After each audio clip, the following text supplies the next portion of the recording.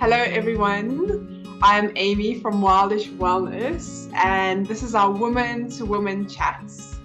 Today we're going to be talking about gynae visits and how to plan for that, what to expect and how you can go about planning your next one.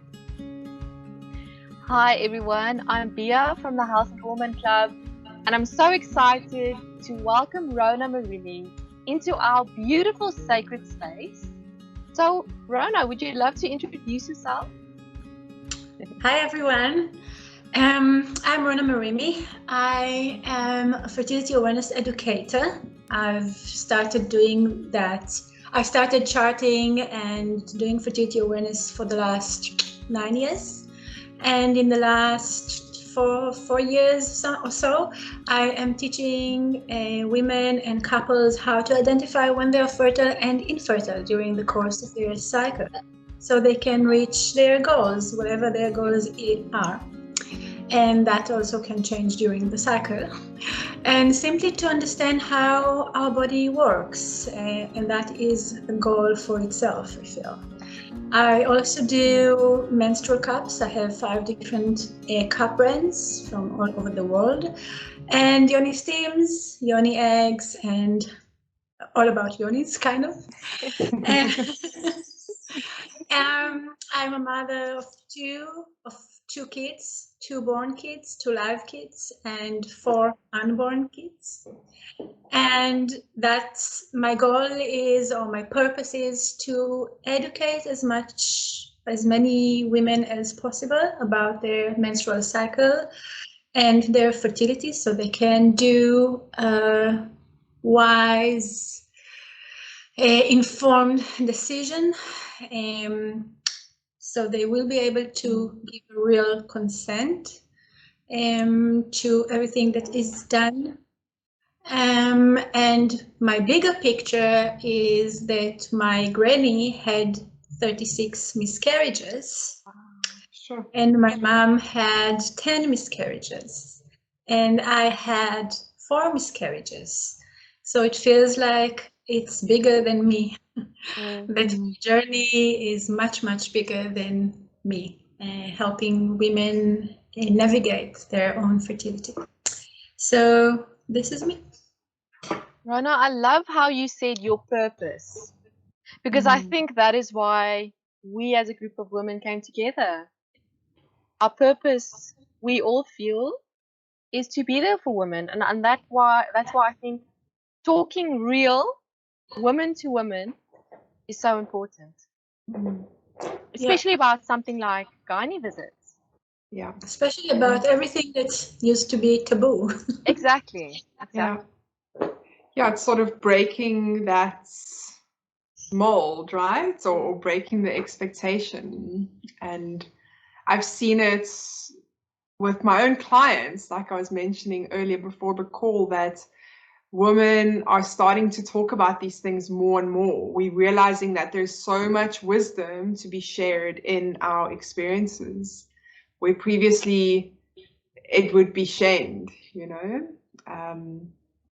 I know we're going to talk about some books a bit later, but it's actually so amazing how far we've come with talking about these things. And I know each one of us have had our own journeys when it comes to our gynae visits. Yeah. And that's sort of how this started up, right? Is that we all have these little experiences and we really want to empower other women to feel empowered when they go to their gynae, which is often such an uncomfortable, invasive experience. Yeah, but it doesn't have to be that. Yeah. Exactly. Bia, I know you said that you had quite the journey with your gynae experiences. Did you want to open up and share? Yeah, of course. So mine was specifically for my hormonal imbalance called polycystic ovary syndrome, which so many women have, 1 in 10. And it can actually be a very simple diagnosis. It's a blood test. They can do a few quick, simple physical things to see if you have male pattern hair growth, and then correlate it with the blood test. Okay. My experience was not that simple. Went to a male gynecologist. They did sonar, which can't actually pick up PCOS. Then eventually put me on all pills. Okay. Then they sent me to an endocrinologist. Okay. Took me many months to get in, and then I paid thousands of rands for my appointment. It was very clinical. It was very cold. And instead of sending me for a blood test, this woman, okay, quickly analyzed me, but then she sent me for an MRI scan. So if anyone has been for MRI, you know how it's quite an intense traumatic experience. And I walked out of this very cold environment with no guidance except that, okay, this MRI scan shows that you have cysts on your ovaries. And I walked out of that very traumatized. I remember my mom and I walking out and like, okay, you have cysts, but what to do now? And after many years, I know I don't have cysts. It's not cysts. So I think my experience left me more traumatized and uneducated than I walked in.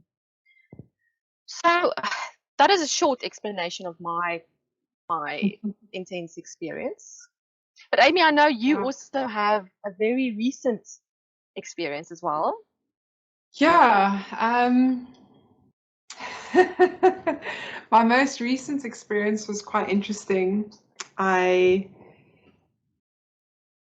went in, I've been having quite painful periods, or it's something I've struggled with my whole life.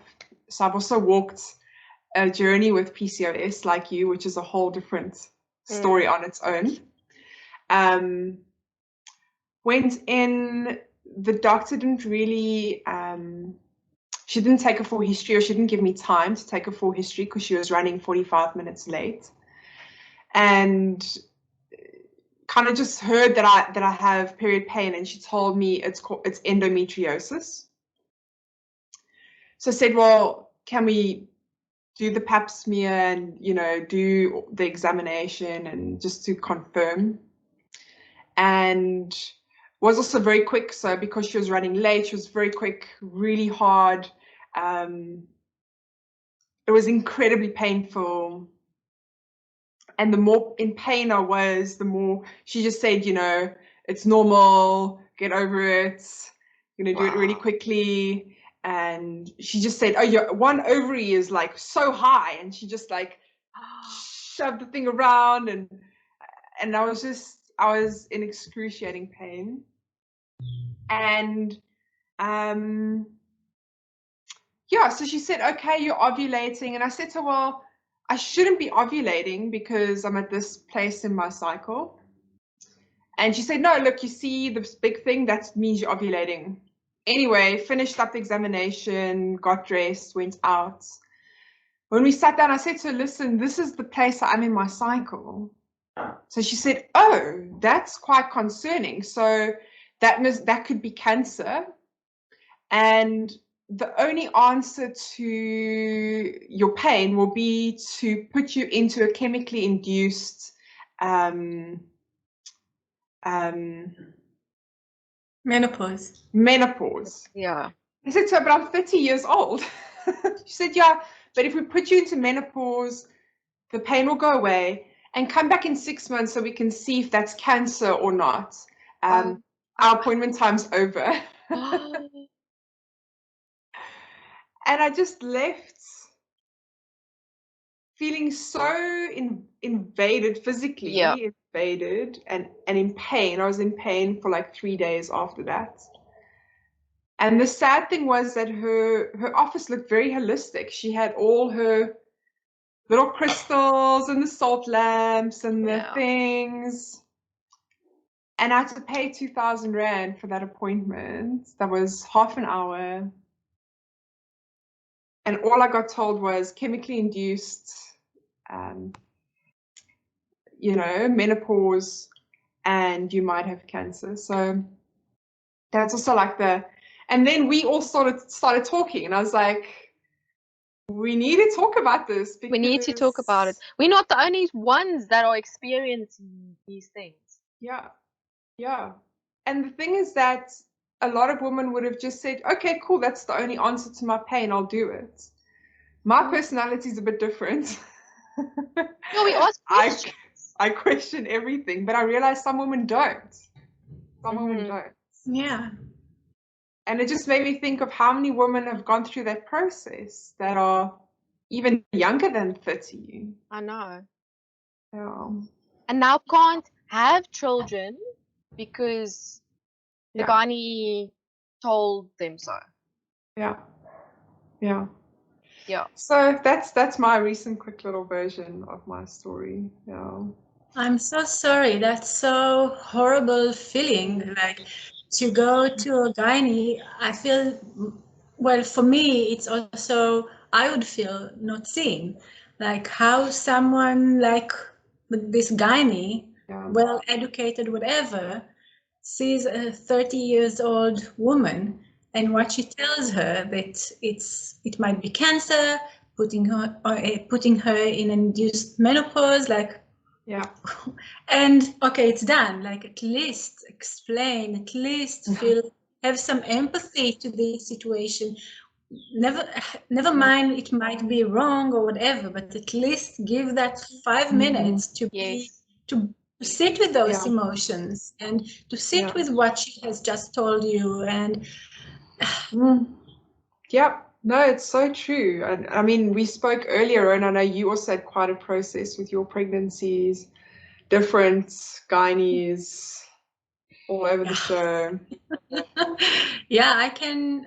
Shall I share? Yes, please. If you want to, yeah. Yeah, for sure. For me, one of the biggest things,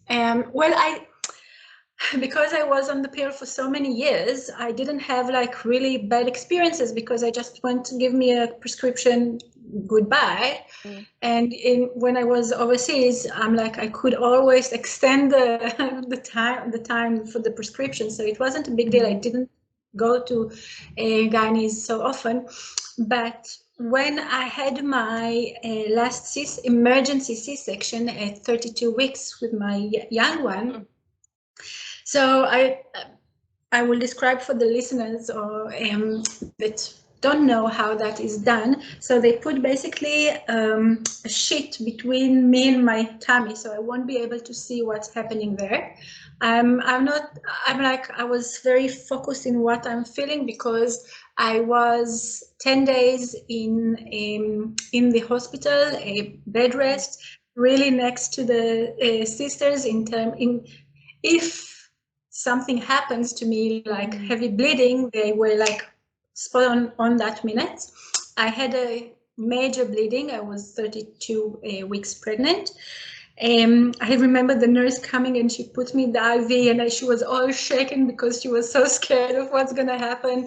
And because I have a blood condition that tends to clot my blood, then I had to inject throughout my pregnancy Clexane, which is a blood thinner, to my tummy. It's so weird. It's such a weird sensation. You see your tummy growing and you have to inject into your tummy that blood thinner. Sure. And I couldn't. At the beginning, I would bring my tummy to the needle instead of the needle to my tummy. But because of those blood thinners, when I am bleeding, I'm bleeding more because it thins my blood.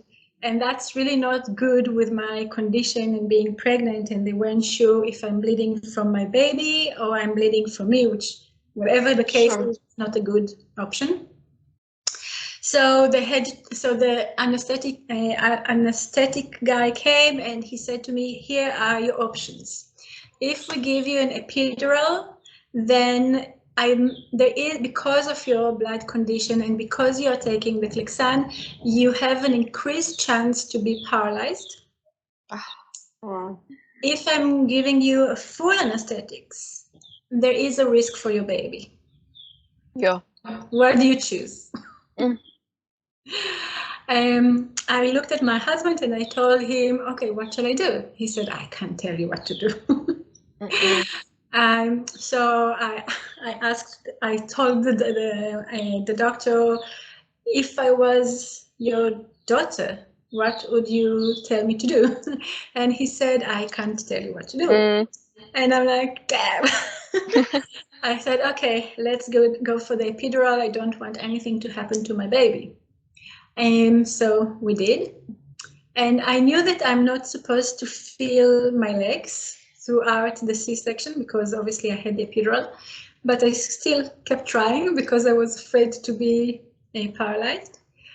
So they finished, they took the baby out, and before they saw me, the gynae that was performed the C-section, he asked my husband, shall we tie her tubes? Now I'm there, conscious. What? Yeah. And Gil comes to me and he says to me, shall we tie your tubes? I'm like, I don't know. I'm not in the position right now to make those kind of decisions. I don't know. We haven't spoken about that. I don't know. We might want more kids. I don't know. Hang on. Why is he asking me? Well, I'm here. Talk to me. Wow. So they didn't. And I kind of brushed that out because I just gave birth. They put the baby on me. He told me to kiss my baby's lips so he knows that I'm there, which was very sweet. But reflecting back, I'm like, why would he ask my husband that question? It's your body. He could ask me, and if he doesn't have any instruction otherwise, just don't do that. And I'm scared. What if I've chosen to have a full anesthetic? And my husband, like, what then? Yeah. Oh, Rona, Sure. what? That's shocking. And again, if he asks that so easily, he probably does it every time. You don't know. I don't know. Sure. Yeah. And I think that's also so relatable to so many women. You know, it's happening all over. For sure. For sure. And so gynecology started based on uninformed consent. Yeah. So why would they do it differently? Yeah, I agree. But again, I'm so glad that we are having this conversation because I think so many women are going to relate for themselves, or going to know a friend or a family or a sister or someone that also went through these experiences. So our next thing is like, what are the next steps? How do we get empowered to feel empowered for the next visit? That is the next thing, because that's what we are in control of. We are in control of our choices. Yeah. No, that is so true. And I think we mapped out about seven or 8 points of things that you can do before and at your next gynae visit to just feel empowered, because these stories that we've shared are just a few of all the stories out there. And just by applying these few tips or these few steps can just, for me, I know after we had the initial discussion, I already felt like, wow, I'm really going to approach my next gynae visit so much differently and with a different mindset. So I know the first one we said was define your reasons for your visits. Why are you going? Write down your questions. Yeah. So on that point, I want to maybe start by saying that there is a perception that we need to go to the gynae twice a year for a routine checkup. And I'd like to question that. Do we? Do we really need to go to the gynae? Why do we need to go to the gynae if we don't feel there is any issue? What do they do that we can't do to ourselves, and to check. So when I asked that question on my Instagram, so they said just to check that everything's fine. So, but you know that everything's fine. And besides that, if you don't feel anything wrong, why would you need to go? So they said to me, yeah, but for STIs and STDs. So for STIs and STDs, you don't need a gynae. You need a dermatologist rather, because they specialize in STIs and STDs. Gynecologies, they don't do that. So yeah, that's so valid. So first of all, just to understand what gynecology is all about and what is it's not about. For example, I feel that gynecology is for acute situations, like, and what it is for. It's for diagnosis, to get a diagnosis and to treat, but like not treating like just something. It's like about surgeries and procedures, pathologies. And they do pap smears, which I personally think it is something that is important to have, to get.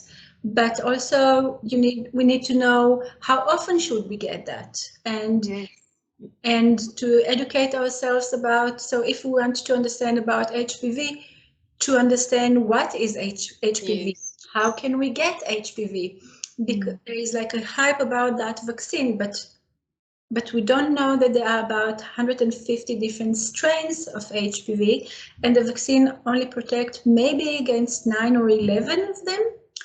And our body is more than capable of clearing most of them by itself. And also cervical cancer is a very, very slow cancer. So we need to be educated about all of that before we go and listen, because if you go to the gynae, they will tell you only what is in the mainstream. And only what comes on Google first. But we need to be more educated about all of that, and to read things, even to read Gardasil insertion of the vaccine, to see the side effects. And only then you can actually be informed. By the way, the insertion is higher than me. If you open it. So even the Mirena, by the way, is 18 pages, by the way. What? Are you talking about the side effect, the insertion of the insertion, the whole everything information? The whole information. So it's 18 for the Mirena and about 30 something for the HPV vaccine. I think that would be such an interesting question to ask, is those that have the Mirena, who's actually read the little pamphlets before I've asked that on my Instagram. Oh, have you? Everyone that's on birth control, have they ever Googled the PDF document? Yes. And I think one lady said yes. So no one asked. Just so you know, on the Mirena insertion, one of the side effects that they say that you might get a breast cancer. Oh wow! It's in there. It's in there. Sure, that's crazy. Well, I love that you spoke about this, because for me it always comes back to, what do you know about your own hormonal cycle? And now that women are starting to ask more questions, they can feel like, okay, now I have a bit more knowledge of how to understand when I ovulate, how it looks. What is a heavy bleed? How does it feel when my cycle is not happy? I think that all comes back to the foundation of, what do you know about your body? And then a gynae visit where you feel you know more about yourself might be a different situation. It might actually become empowering, because you can say, I only want a pap smear because I know I am ovulating, my cycle is this length, it becomes a different story. And I think it really starts with that. And educating yourself. If you want to go in for the Mirena, doing the research before the time, then having your questions. Oh, I see this is a side effect. Here is my question about that. I know. Instead of going in and just relying on a gynae that might be running late and maybe rushing through things, and then you pay all this money and you haven't even thought of the questions yet. Yeah. Take your time, because they are not going to. They're not going to take your time. They are going to take your money. So yes. Sorry. They'll take your time before the time when you're waiting. Yes. Yeah. But you get your full session. Yeah. So true. We can talk like this, unfortunately, because we experienced it. Yeah. I'm sorry, but I don't want to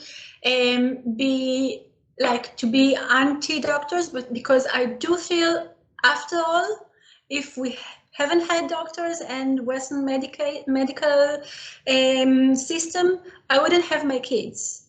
And I think that there is a place for both of them, for more holistic. After all, I've never heard any homeopath who performs surgeries. And sometimes we do need the surgery.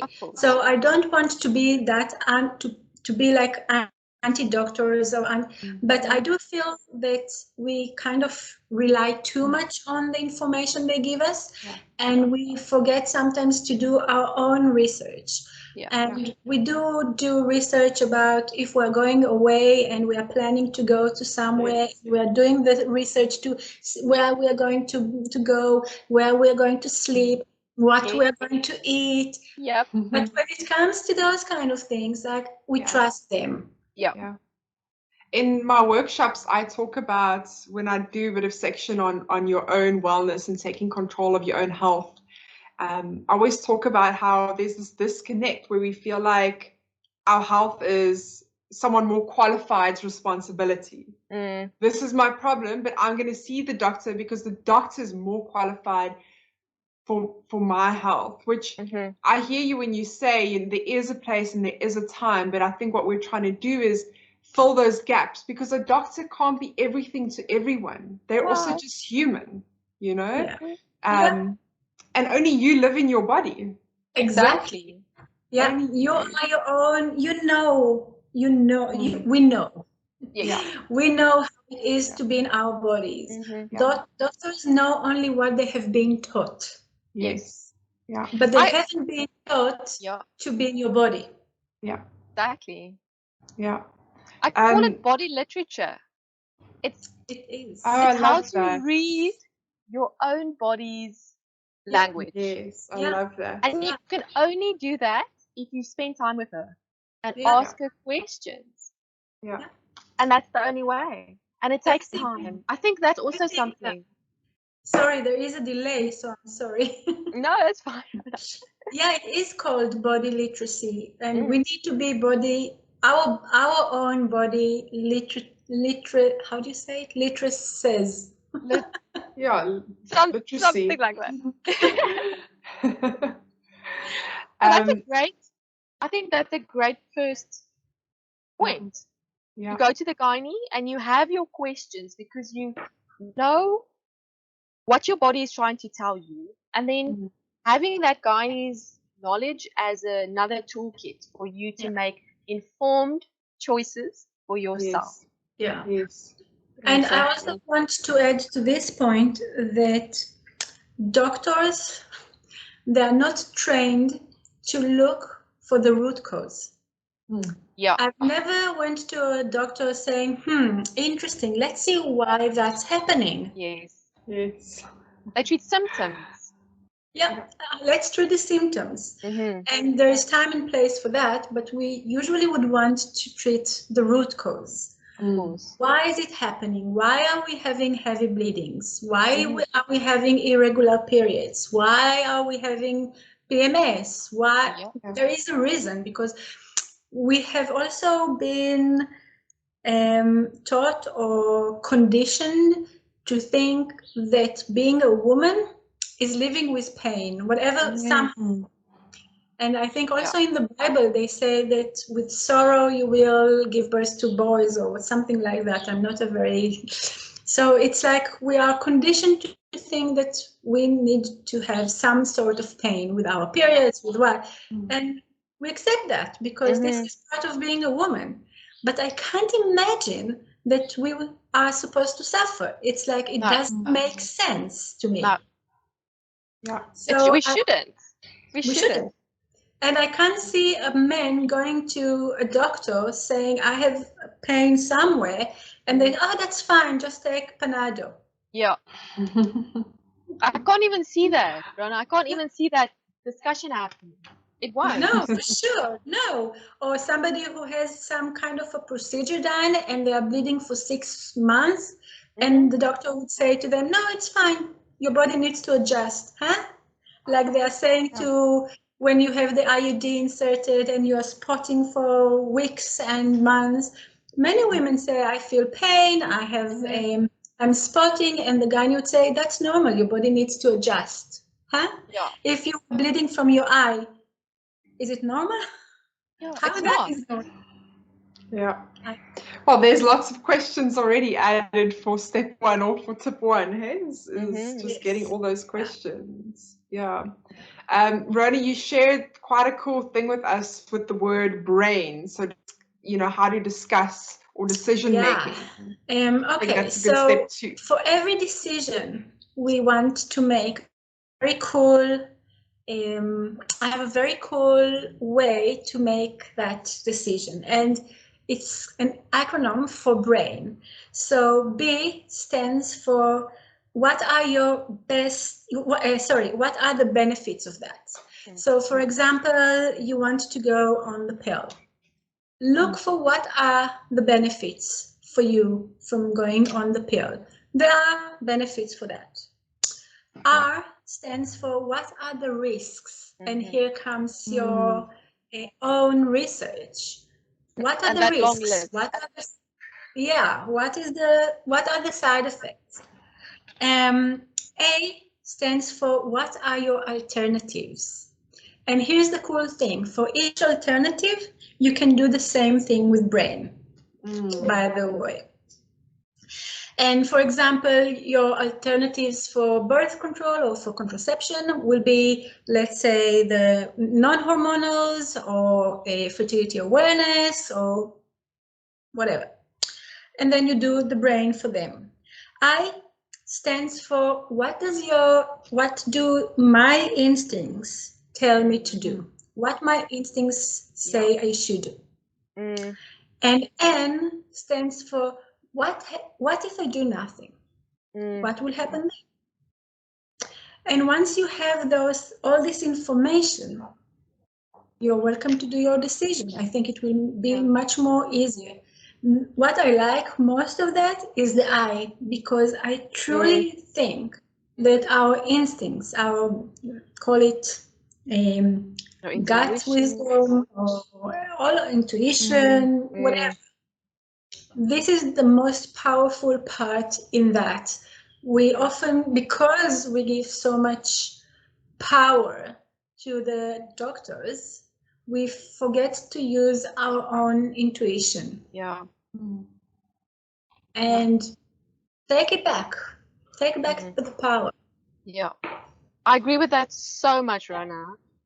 And for me, like, another thing, like, your gut gives you that message. It really has a gut. You have that instinct or your intuition that's in your menstrual cycle. So you have the wisdom within yourself to make these big decisions for yourself. You do have that. Yeah. But you need to ask yourself the question, do you do that? Or do you just wait for someone else to answer your question? Yes. Yeah. What I really love about this is weighing up the benefits and the risk. So for me, it's I want to look at the facts. I want to know what are the benefits of this decision, what are the risks of this decision, and like you say, then how do I actually feel? How do I, like with my recent visit, how do I feel being put into an early menopause? How does that feel in my gut? But also knowing, going through the benefits, going through the risks, and I love the end where you say, you know, what if I do nothing? Yeah. Yeah. What if I do nothing? And, you know, take it from there. So I think that this is such an empowering structure to take away from a gynae visit is, cool, I've had this visit, I've gone through this experience, and now I'm going to go through the structure before I decide to do anything. Yeah. So I really love that. I think that's such a powerful tip, is Yeah. to bring that. And wait before you buy that prescription. You are allowed to wait. You got a prescription for whatever thing, like your medication. You don't have to buy it now. You can walk out, go home, spend time evaluating, and go back if you decide you want to do it and try it for yourself.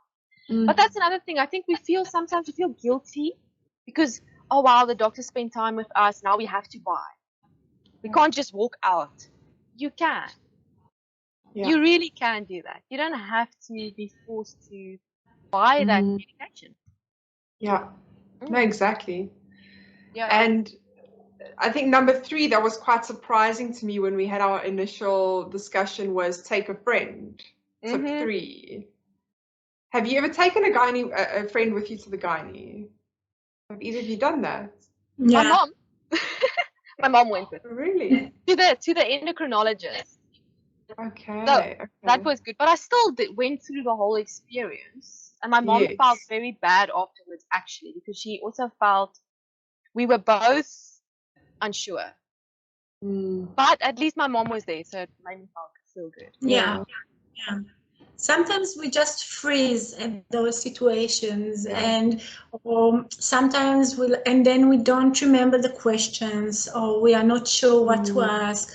And if we bring with us a friend or a family member or somebody that will be just there, or even just to remember the information, because sometimes I don't remember what they say here, or what they say. No, so there is somebody with you there, and that is also something that I went to with my friend, and for me, first of all, it was really interesting to see everything and to talk to the guy. And then after that, about things that I know, and he's like, what? Anyway.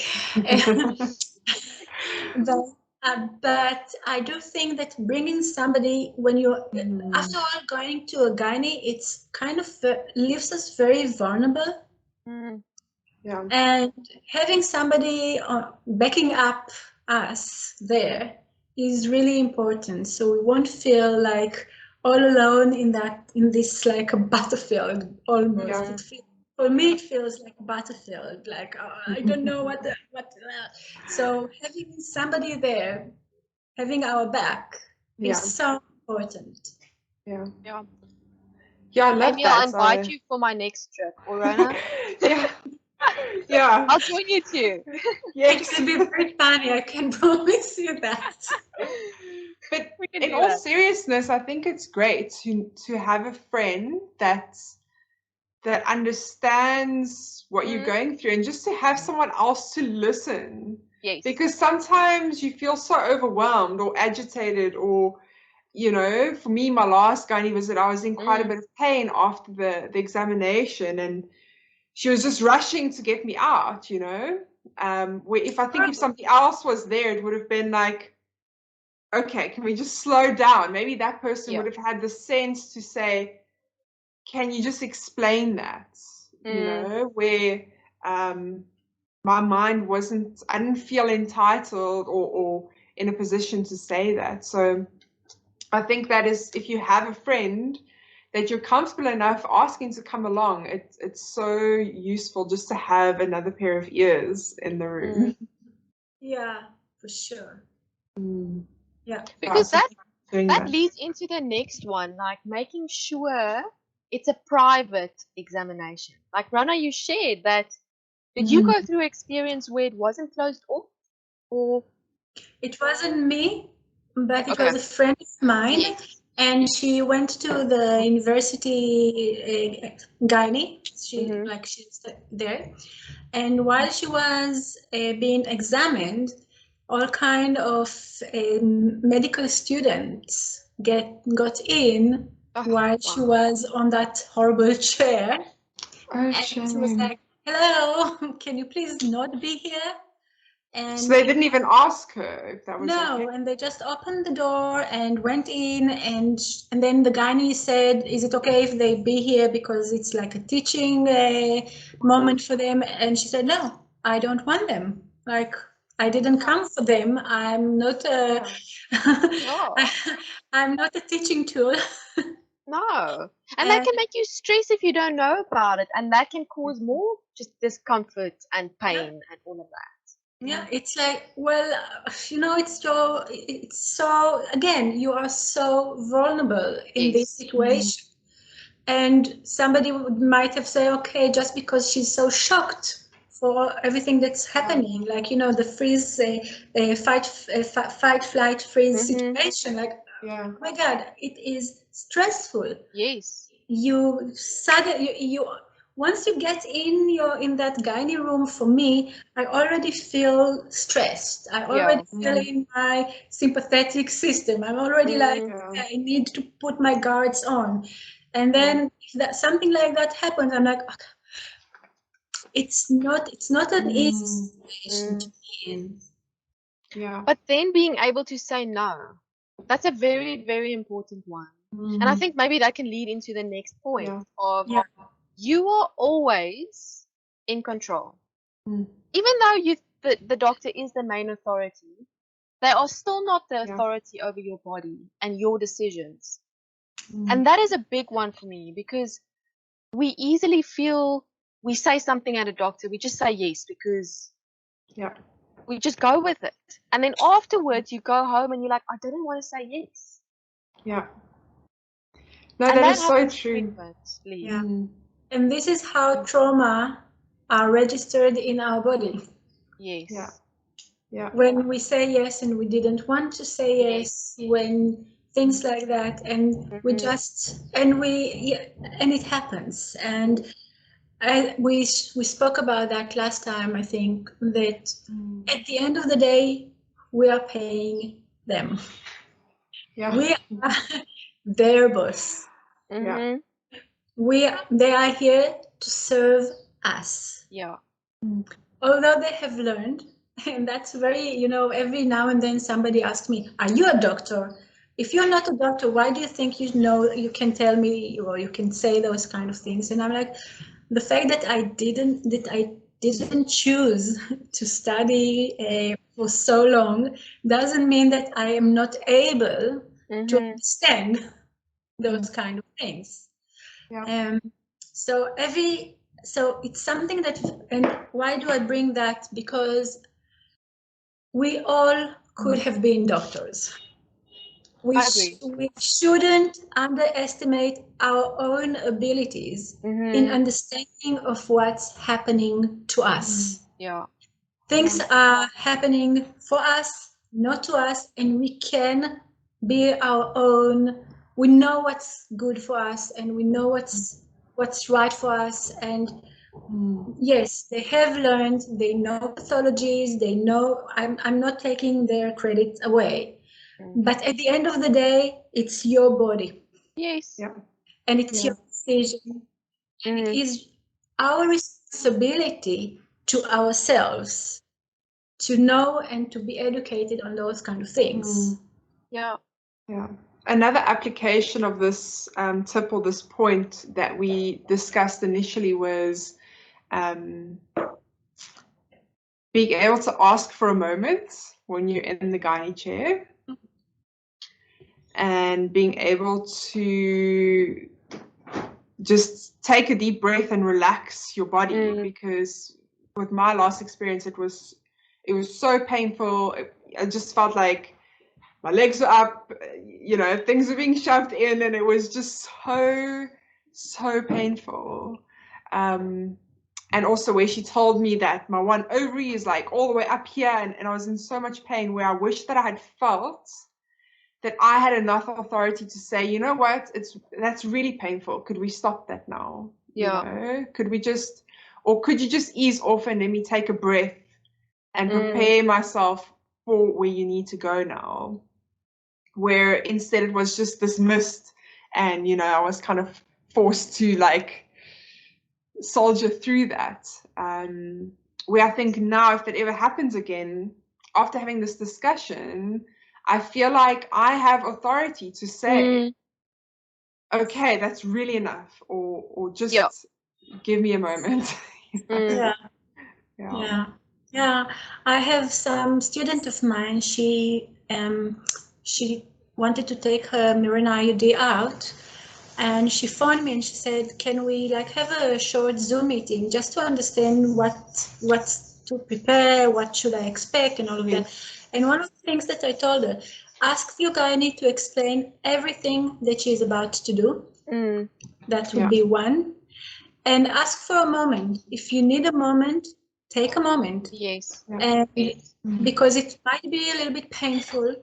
So you maybe want to gather yourself, take a few breaths, And she did it. She said that it made the whole experience so much better for her, because it went according to what her needs were at that moment. And she respected what her body and she needed. Whereas it's not that we are not respecting, we want to respect it, but we don't think that we can. Yes. And know that everyone who listens, you should and you can respect your needs, even there. Even if it's your gynae's time, no, it's your time. And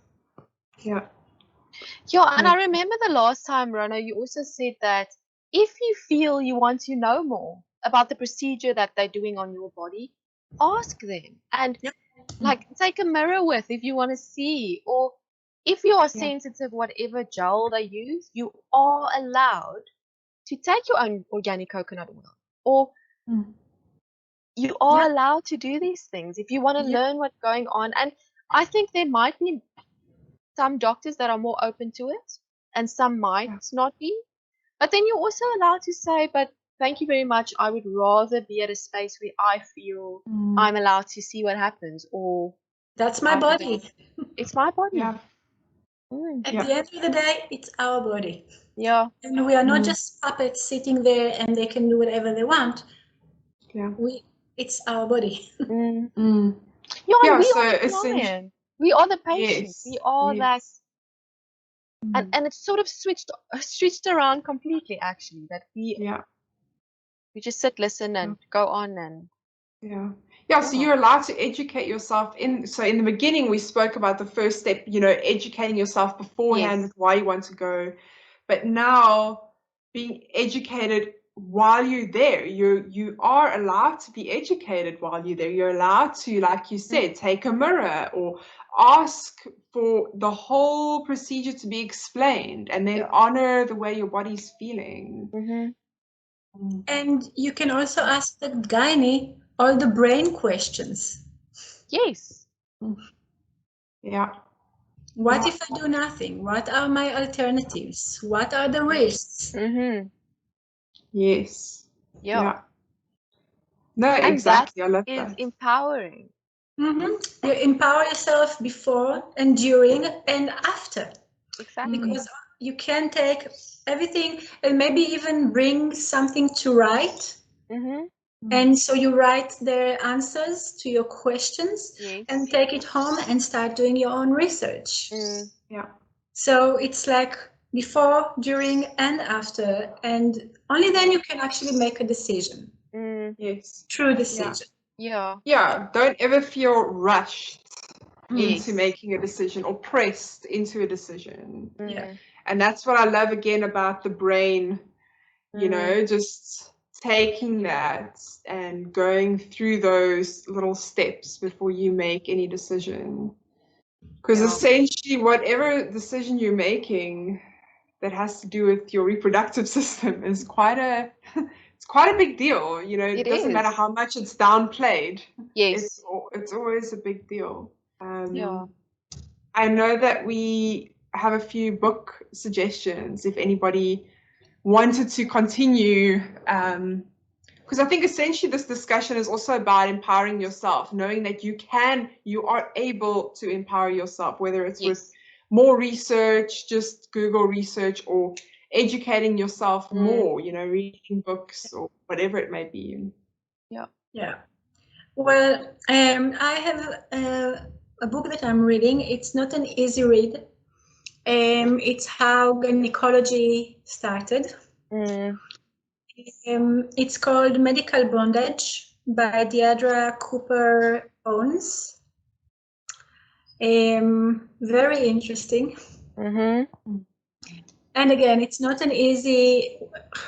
I can share one of the things there that weren't really easy for me. Would you like me to share one piece? Yes, please. Yeah. So the father of gynecology, the one who invented the speculum, that's the speculum that they insert in our vagina. So by the way, you need to know that there are, when you're going to the gynae, usually there are a few sizes of the speculum. Oh. And you can ask for a shorter if you feel that a shorter would be better for you. You should ask, or you can ask, for the gynae to warm it before they insert it. Because usually I did not know that. Yeah. That would make the biggest difference. Wow. Yeah, you can ask them to warm it yourself with your own hands. And to put some coconut oil on that, and maybe to ask your gynae to insert it yourself. So you know exactly when you're ready for that. However, the one who invented it is called James Marion Sims. In the 1800s, somewhere around that time, known to be the father of gynecology in South America. And he owned, like the Southerns, he owned slaves and enslaved women. And gynecology started on experimenting on those enslaved women. And they thought that Black women don't feel pain as white women. So they didn't use anesthetics on them. And for them, women in their reproductive years would be a very valuable goods, because that ensure that they will always have slaves because they give birth. And even if they have any issues or they were being experimented or whatever, they still will have to continue their duties in the plantation. And actually, the mothers of gynecology are those all the enslaved women, Black women, that were there. So we're always talking about the father of gynecology, but they are the mothers, and we don't respect and honor and value them, and we don't know about that. So the medical bondage, not an easy read, by Deidre Cooper Owens. That would be my first suggestion. I think, Amy, you have my second, actually. Oh, I'm busy reading Unwell Woman. I don't know if that is your second. It's a book called Unwell Woman by Eleanor Cleghorn. And very similar. It's very similar. Also gives the history of gynecology. Also talks about the slaves and the experiments on them. And it's also really hard. It's a really difficult book to read. It's been very triggering for me. So I read a little bit about it and then I don't read it for about a week. But Unwell Woman, it goes about the whole history of women's medicine for women. So it's also helped me empathize with doctors. So to also understand that medicine for women only started so much later. And it feels like only now it's becoming more inclusive. So it's also helped me just understand why doctors have been taught a certain way. But yeah, definitely a very educational book, Unwell Woman by Eleanor Cleghorn. Good. Yeah. So 2 other options. One is Everything Below the Waist by Jennifer Block. I'm also reading it like 1 chapter and then I'm going to something else. Yeah. And the last one is Killing the Black Body by, what's her name? Dorothy Roberts. Again, about how it started, but not only that, it's also about, apparently, Black women, even today in the United States, women who give birth in that medical environment, in that medical system, have more chances to die during birth than white women. Sure. Wow. Even today. Even today. Wow. So Yeah. that shows us that there are 2 different systems, Yeah. even today. Yeah. So it started that way, but it still is that way. I think there is another book about South African. I can't remember right now the name of the book, but if I remember, I'll bring it and we can post it. I'll link all the books. I'll link all the books in the comments. Yeah. And I think even though these books are really difficult to read, I think that it helps women empower women. And sure. I agree. Yeah, for sure. And I also want to say that to understand that gynecology was based on gender and race, and to understand where it's coming from, it's something that we need to acknowledge and to understand and to give place to that and to honor those women who suffered for us. Yeah. Yeah, I agree. So Wow. Yeah, I don't have any book suggestions. Those are definitely on my list. The only one that pops up for me now is The Business of Birth Control, the new docu that's coming out. That is more about birth control and all those options, but it also gives an indication of, it's always interesting for me how something starts and how the truth always comes out. Yeah. It always comes out. It might be only 10 years from now, 20 years from now, but the truth of how a lot of these things start come out. How many women died on the first birth control test? And it's everywhere today. How many women die in the Nova Ring? It's still everywhere and it's still available. So I think we come back to that thing of understanding where something comes from, asking questions so the truth comes out quicker. And then you can make a choice for you. Yeah. Yeah.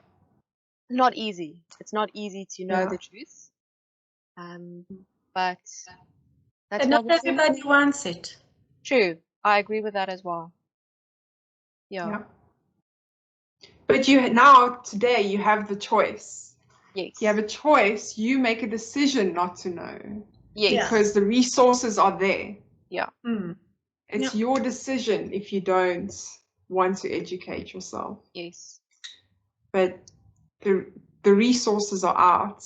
Yeah, and I agree. Yeah. So I think we can end with that, and to everyone that listened to this, know that you have all the power, the authority within yourself. It is your body.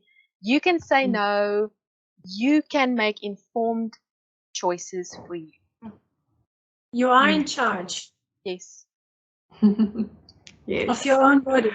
Of course. Yeah. Exactly. And for thank you so that much, listens, Rona. Yes. Thank you for sharing.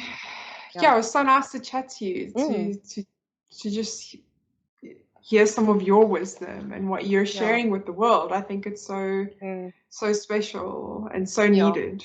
Definitely. Thank you. It's nice to speak to likewise women.